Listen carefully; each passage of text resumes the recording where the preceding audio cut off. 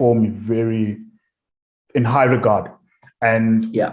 the way that I've been able to conceptualize it is, when you're going through adolescence, you try to figure out who you are apart from your parents, separated from your parents, But when you begin to get out of adolescence, you begin to realize that a lot of who you are is a continuation of who they were. Oof.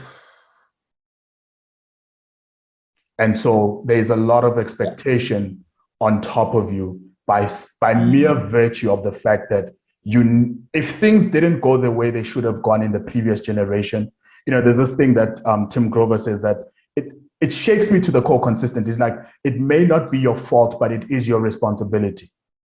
You understand? So for me, that is where a huge sense of responsibility for our generation comes in. Like, I think you have an instance of a lot of blame on the previous generation. Whereas for me, I'm like, I think they did what they could, and they were not perfect because they were human. You understand?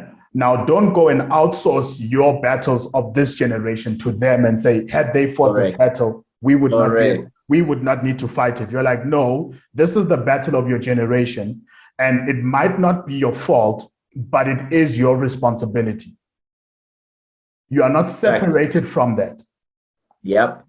You understand? So for me, that sense was, it's been massive, and I think this is where I gravitate a lot to, and I think we'll now pivot to this guy now, Jocko Willink and people like Jordan Peterson, where they talk about the idea of responsibility, taking full ownership of the outcomes in our lives, because so much as that has happened isn't your fault, but you can't do anything about it. Right.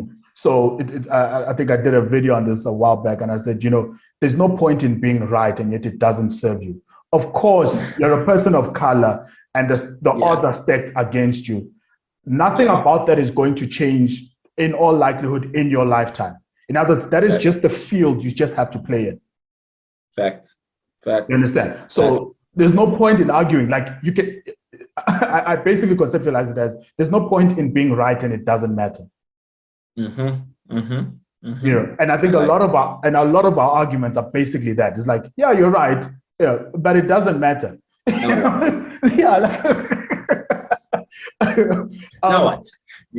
Exactly. And I think here's where I think I differ a bit with some of our current leaders, where they think our generation is entitled.